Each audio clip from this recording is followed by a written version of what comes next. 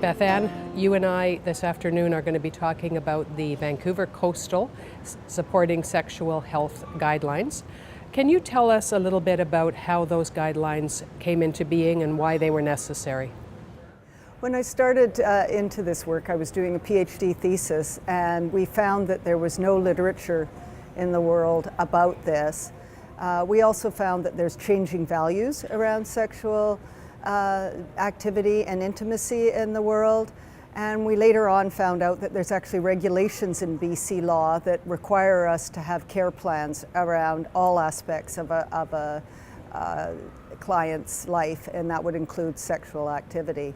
And probably the last reason that I really got into it was, right now we're dealing with an age group in facilities who are from the Victorian morality and values. And the baby boomers started turning 65 about 2 years ago. And if we are having trouble managing sexual activity in facilities now, wait till the baby boomers who were brought up with the birth control pill and free love and free sex, that we have to learn to manage it so that we're dealing with people in a fair and caring way. What kinds of consultations do you get in this area in your work? People are worried that people with dementia can't give consent, and we acknowledge that. It's not like any of us who would go into the hospital will be informed of the pros and cons of something and will make an autonomous choice. With people with dementia, they don't have that capacity. So what we look for is a couple of things. One, are they assenting to the activity? And if they are, what are the harms involved and what are the benefits? And we weigh those up very carefully and individually for people, and then try and reduce any harms to an acceptable level so that they, like any other human being, can enjoy touch and intimacy. How would the guidelines possibly help staff who might be having discomfort in this area? Right, because often people come from different values. Sexual activity comes with very different values for almost everybody. We all hold different values. So again, we recognize that, and we often tell staff, keep your values. We're not trying to take those away. You conduct your life as you would like. But when you're in a care facility and we're dealing with other people's values and clients' values and ability to have an independent, as independent as possible life, we encourage staff to feel comfortable. And what we have found is actually many staff, once we work with them and give them some tools and assure them that we're working with the families so that the families understand what goes on, that we're reducing harms to an acceptable level, that the staff often come on board and feel quite comfortable helping. So it's really a matter of education. You just mentioned families. Can you say a little more about how these guidelines would be useful for family members who might have grave concerns on behalf of their aged parents who have dementia? Right. So what we encourage in the guidelines is that we include family members. So if a family member is called and we say that the client has struck up a relationship with another client, first of all, we'd normalize it. It's in dementia, it's very, very common, and for all human beings it's common. And then we'd speak with the family, again, talking about how we would reduce the harms, how we're taking care of their loved one, and often again, most people recognize that, for instance, human touch is essential. And a lot of people in facilities, due to regulations, are only touched by people with gloves. And so to have human touch is incredibly important, and most of us can recognize that. So we often work with families recognizing those basic needs and then assuring them that we are taking proper care of their loved one. There's a phrase, iatrogenic loneliness, which is used to describe an organizational culture perhaps, and sometimes staff attitudes that actually result in the resident or the client never receiving any kind of affection or, as you say, non-care touch. That's a very serious potential harm to people's spirit, isn't it? Absolutely. And so, yes, what we're meaning by iatrogenic is that the system itself is creating the problem. And because we have rules, and we must have rules for infection control, people have to wear gloves when they're delivering care, then we land up without the skin-to-skin touch. And I mean that in a professional way. So if there are chances for people to get that with their peers, and we aren't promoting it unless somebody wants it, it's totally up to the person to initiate a want of it, we'll make sure it goes forward, and that solves the system problem. Another area that's of interest and concern to many people is the fact that increasing numbers of young persons seem to be coming into care as time goes on.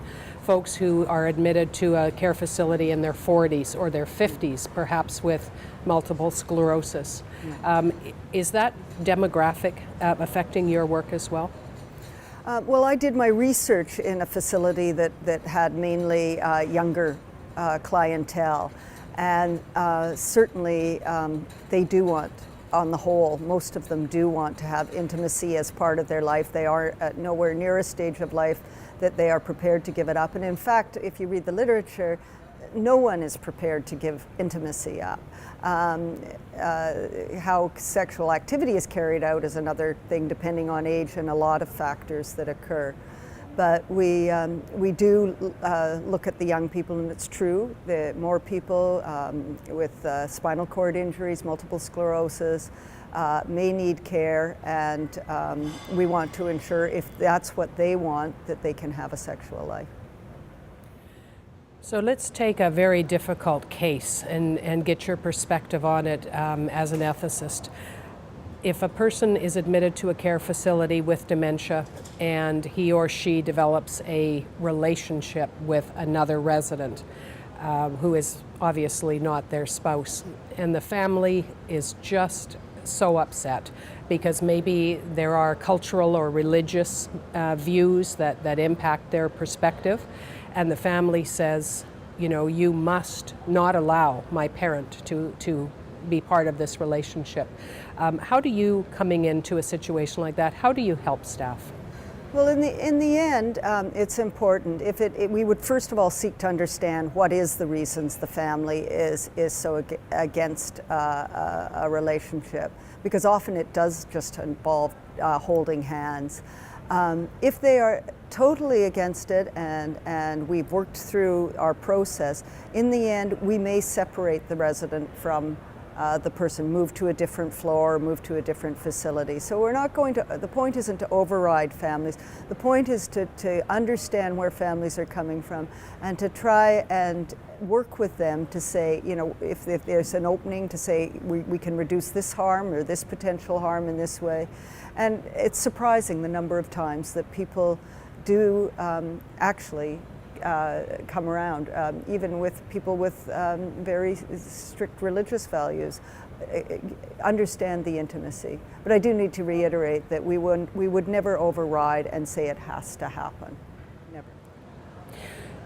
Something that I've heard from many families over the last couple of years is that they have learned about this content area from attending the Alzheimer's Society support and education groups. And they seem to be a wonderful partner with us in this kind of work. These tapestry conferences are so important for getting this word out, because it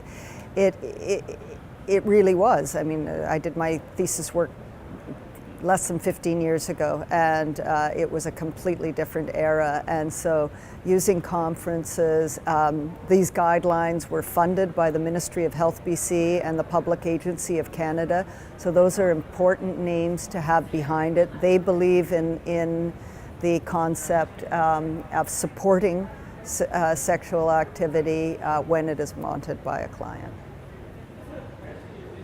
Well, I have had the occasion a number of times over the last year to use the guidelines in my teaching, and without exception I have had people say basically, wow, this is straight information, straight language, and just really really helpful and practical. So I want to thank you for the work that you've done. Well, thank you, and we always say thank you to the funders, the Health Agency of Canada and the Ministry of Health BC and Vancouver Coastal Health and Spinal Cord BC, because they were all involved in both the guidelines and the pocket guide. But actually, most importantly, thank you to the clients, because they're the ones who brought forward the issue and saying that it needs to be addressed.